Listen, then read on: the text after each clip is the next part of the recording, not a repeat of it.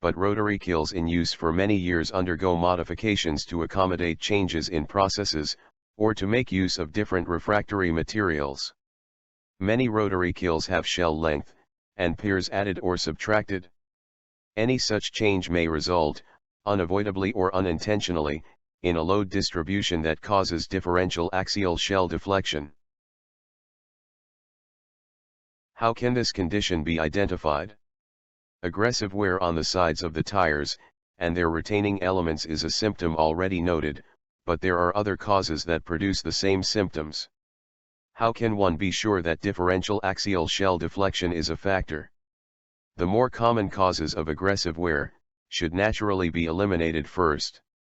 This means, roller skew, alignment, flat non-tapered rolling surfaces, and properly secured and sloped base frames etc. must all prevail. If, when all